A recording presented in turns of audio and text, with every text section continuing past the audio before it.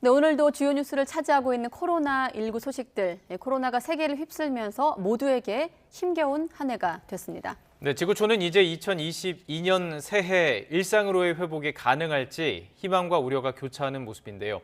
새해에는 우리나라 대선뿐만이 아니라 굵직한 국제정치 일정들도 예정이 돼 있습니다. 해외 특파원들 연결해서 연말연시 표정 알아보겠습니다. 자, 먼저 워싱턴 강태욱 특파원, 그리고 도쿄 이경아 특파원, 그리고 베이징 강성웅 특파원 연결돼 있습니다. 모두 안녕하십니까? 안녕하십니까? 네, 안녕하십니까?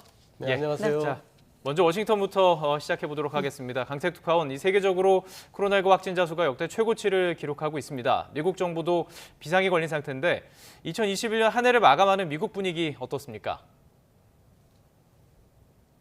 네, 코로나19 상황이 여전하면서 연말 풍경도 지난해와 비슷합니다. 2021년이 되면 백신 접종이 본격화하며 코로나 사태가 끝나고 일상으로 돌아갈 수 있지 않을까 하는 기대가 있었는데요. 하지만 1년이 지나도 앵커 말씀대로 감염자가 폭증하면서 낙담하는 분위기가 퍼지고 있습니다.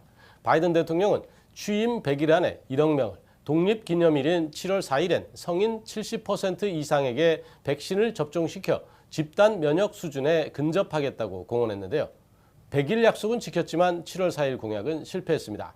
트럼프 전 대통령을 지지하는 확신적 백신 거부자들이 7천만 명에 이르면서 접종 확대가 한계에 부딪힌 때문입니다. 또 최근에는 오미크론 변이까지 확산하며 불안감은 커지고 있습니다. 워싱턴 시민들의 얘기를 직접 들어보겠습니다. I hope it goes away. I really want to go back to normal. I want to see family again. My wish for 2022 would be that COVID goes away for good. Sounds very cliche, but world peace. And that food prices go down and not up. 이런 가운데 물가가 폭등한 것도 미국인들의 일상을 불편하게 하는 요인입니다. 코로나19로 억눌렸던 소비가 살아나고 유동성 공급이 많이 풀린 이유도 있지만 공급망 실패가 더 큰 복병입니다. 제가 워싱턴 특파원으로 부임한 것이 2년 전 여름인데요. 당시만 해도 미국인에게 필수인 자동차 기름값이 갤런당 2달러 안팎이었는데 코로나 이후 꽤 오랫동안 3달러를 넘어선 상태가 이어지고 있습니다. 단순히 계산해도 50에서 60% 올랐는데요. 언제 끝날지 모르는 코로나 상황과 이렇듯 높아진 물가가 미국인의 삶을 짓누르고 있는 셈입니다. 네, 미국은 물가까지 문제다. 자, 이번엔 도쿄로 가보도록 하겠습니다. 이경아 특파원, 일본 같은 경우는 안정세를 보이는 듯하던 이 코로나 신규 확진자 숫자가 두 달여 만에 다시 500명을 넘어섰습니다. 새해를 맞는 일본 사회 표정 어떻습니까? 네, 작년과 비교하면 올해는 비로소 연말다운 분위기가 느껴집니다. 일본은 이번 주부터 대부분 연말연시 휴가에 들어갔는데요. 일본 도쿄의 대표적 명소인 아사쿠사 센소지 등에는 발 디딜 틈 없이 많은 사람들이 몰렸습니다. 가족 그리고 친구들과 모처럼 나들이에 나선 일본 사람들의 가장 큰 새해 바람은 역시 코로나에서 자유로운 세상이었습니다. 시민들의 목소리 함께 들어보시죠. マスクが外れて生活できるといいなと。今年ちょっとずつ対面授業が始まって、それはなんかすごい新鮮でしたね。来年こそはもう何にも関係なく学祭とかもやってほしいなって思います。まあこのウイルスがねなくなることはないと思うんでね。でも他のインフルエンザとか日本だとね花粉症とかいろいろ病気はね重々あるものはあるからそれと同じようにうまく付き合えるような。 네, 코로나 상황이 어느 정도 진정되면서 올해는 고향을 찾는 사람들도 크게 늘었습니다. 연말연시 신칸센과 주요 항공편 등은 예약이 대부분 찼습니다. 도쿄에서 출발하는 신칸센은 코로나 이전의 70% 수준까지 회복됐다고 관계자들은 밝혔는데요. 일본의 고속도로도 한국 명절과 비슷한 풍경이었습니다. 귀성과 여행 행렬이 몰리면서 주요 구간 곳곳이 정체되기도 했습니다. 올여름 도쿄올림픽에서 일본 선수단은 금메달 27개로 종합 3위에 오르면서 역대 최고의 성적을 거뒀습니다. 코로나에 지친 일본 국민들에게 큰 기쁨을 줬는데요. 그래서 올해 일본 사회를 상징하는 한자로 금이 선정되기도 했습니다. 네, 이번엔 베이징으로 가보겠습니다. 강성웅 특파원, 중국 역시 내년 베이징 올림픽을 앞두고 있습니다. 코로나 대응에 아주 심혈을 기울이고 있는데 전면 봉쇄가 조치된 곳도 있고요. 확진자가 증가하면서 이제 우려도 커지고 있는데 연말 연시 분위기 어떻습니까? 네, 중국도 분위기가 좋지는 않습니다. 음력설을 쇠는 영향도 있지만 무엇보다 원인은 이 코로나19 때문인 것 같습니다. 이맘때 볼 수 있었던 새해맞이 거리 행사나 대도시의 화려한 조명쇼 이런 것들도 올해는 거의 자취를 감췄습니다. 어제 마침 베이징의 번화가 가운데 한 곳인 살리툰이라는 거리에 직접 나가서 새해를 앞둔 시민들을 만나봤습니다. 이구동성으로 워싱턴이나 도쿄 다 마찬가지겠습니다만 코로나19가 얼른 끝났으면 좋겠다는 말부터 꺼냈습니다. 한번 들어보겠습니다. 希望新的一年里疫情能够早日结束，然后大家都平平安安、快快乐乐。让我们每一个人上班顺顺利利的、健康康的。新年的希望，身体健康，万事如意，新年快乐，Happy New Year！ 네, 중국에서는 요즘 하루에 약 200명 정도씩 감염자가 꾸준히 발생하고 있습니다. 미국이나 유럽과 비교하면 적은 편이다 이렇게 볼 수 있는데요. 사실 강력한 통제를 하고 있는 상황에서 200명이 나왔기 때문에 반드시 적다고만은 할 수 없는 수치입니다. 현재 재확산의 진원지 시야는 외부와 완전히 차단된 채 말 그대로 봉쇄가 되어 있습니다. 현재 9일째 고립 상태입니다. 또 일대 주민 1,700만 명, 이 1,700만 명은 현재 집 밖으로 아예 외출이 전면 금지된 상태입니다. 이곳 베이징에서는 요즘 확진자가 잘 나오지는 않는데요. 동계올림픽을 35일 앞두고 방역이 점점 강화돼서 다른 지역으로는 나갈 수 없는 그런 상황, 아주 답답한 상황이 계속되고 있습니다. 네, 답답한 상황. 자, 이렇게 코로나19 대응이 새해에도 각국의 정책 우선순위가 될 수밖에 없는데 이런 가운데 중요한 정치 일정들도 기다리고 있습니다. 다시 워싱턴으로 가볼 텐데요.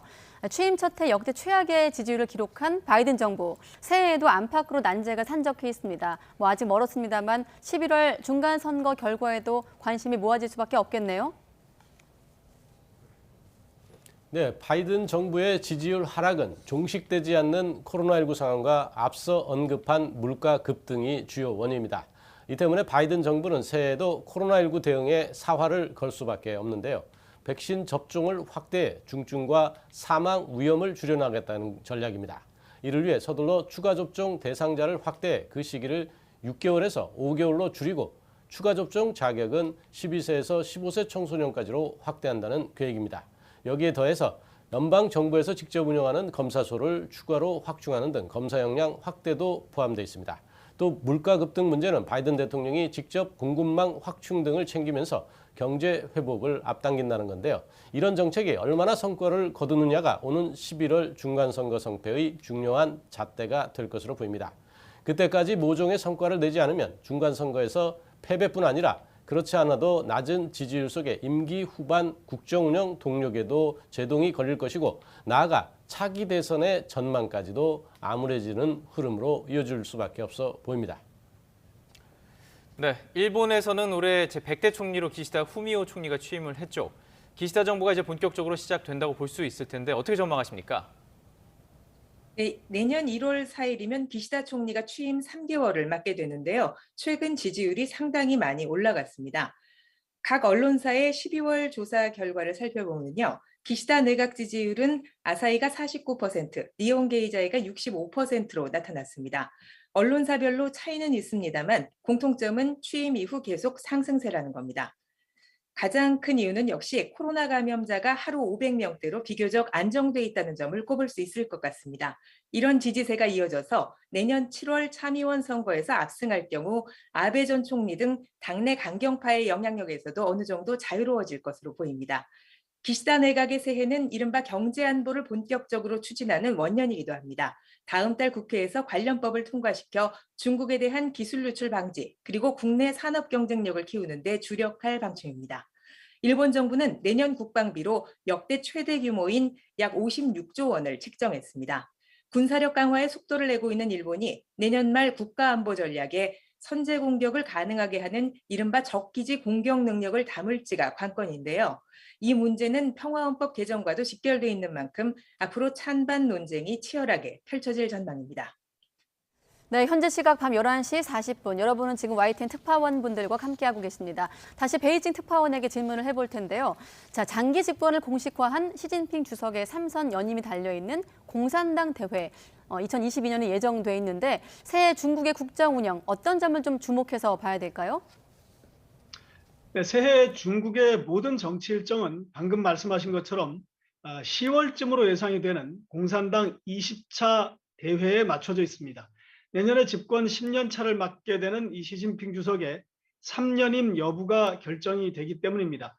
중국은 올해는 이른바 공산당 역사결이라는 것을 통해서 시진핑 사상을 핵심 노선으로 표방을 함으로써 내년 가을 시 주석의 3년임 가능성은 아주 높은 상태입니다.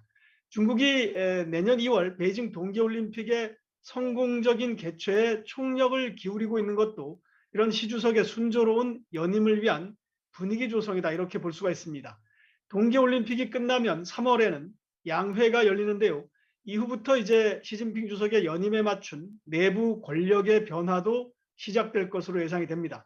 가장 큰 관심은 바로 권력 서열 7위까지 현재 중국 정치국 공산당 정치국 상무위원회 누가 남고 또 누가 새로 올라올 것인지 하는 것이라고 할 수가 있겠습니다. 네, 그리고 올 한 해 미중 갈등 격화, 우리 정부에도 큰 외교적 도전을 남겼죠. 또 악화한 한일 관계 또한 제자리 걸음인데요. 국제 정세를 좀 짚어보는 시간 갖도록 하겠습니다. 자, 강태욱 특파원, 바이든 정부 출범 뒤 미중 전략적 경쟁 심화했습니다. 새해 바이든 정부의 대중 전략은 또 어떻게 전개가 될까요? 네, 미국이 중국에 대해 포문을 연 게 사실상 트럼프 전 대통령인데요. 관세 인상과 수입 제한 등의 직접적인 공격이 전략이었습니다만 바이든 정부의 전략은 동맹들과 함께 집단적으로 중국을 압박하는 방식입니다.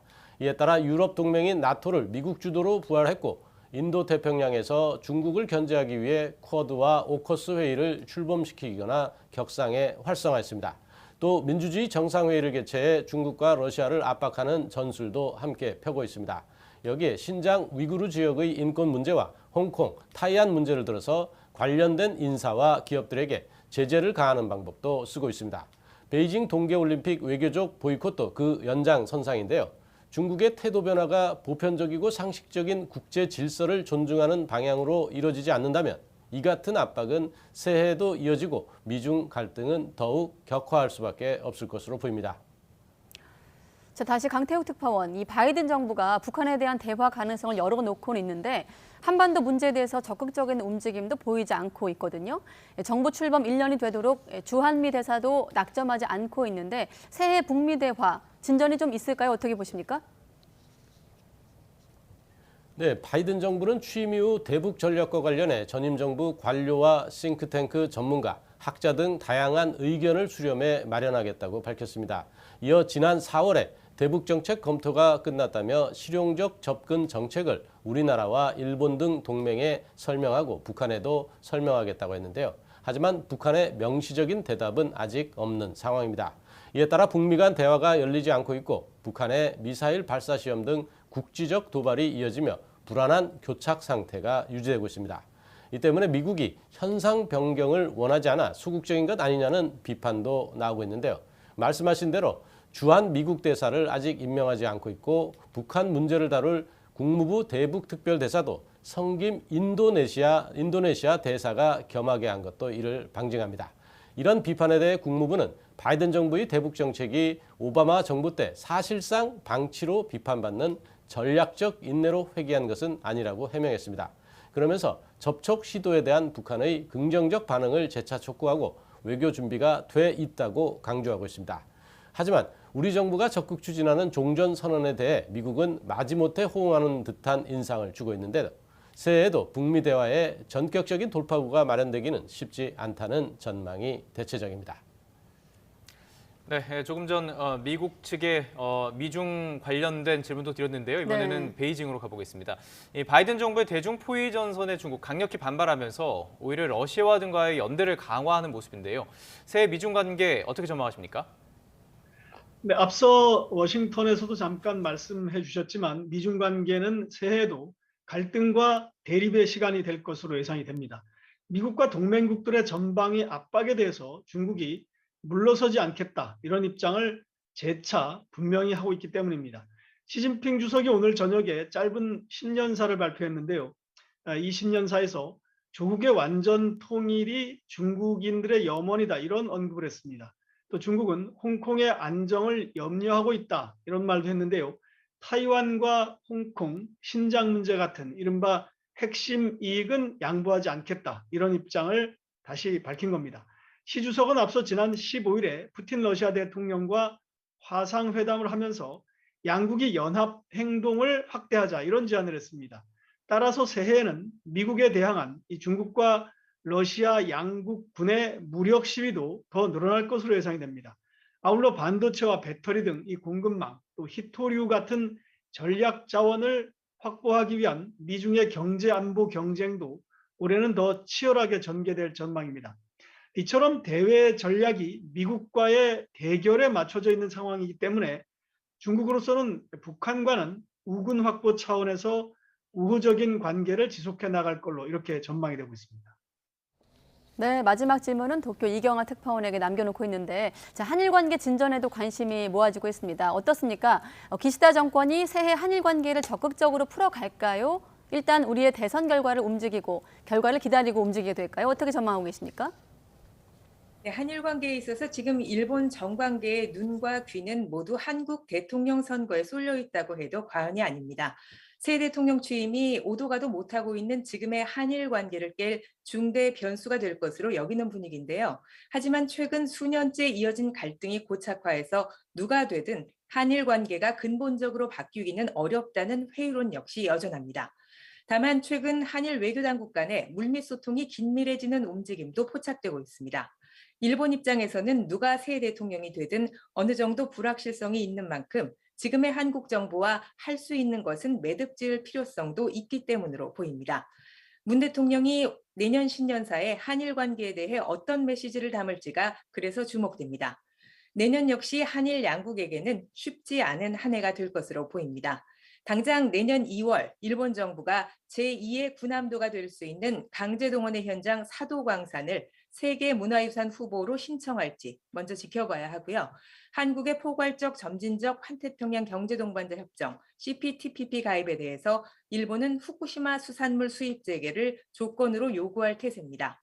관계 개선이 단기간 내에 이루어지기는 어려운 상황인 만큼 쌓이는 갈등 요인을 어떻게 관리해 갈 것인지가 새해 한일 양국의 과제가 될 것으로 보입니다. 네. 네, 지금까지 워싱턴, 베이징, 도쿄 특파원 함께 연결해서 새해 각국의 코로나 대응과 또 국제관계 전망 모두 짚어봤습니다. 세 분 모두 수고하셨습니다.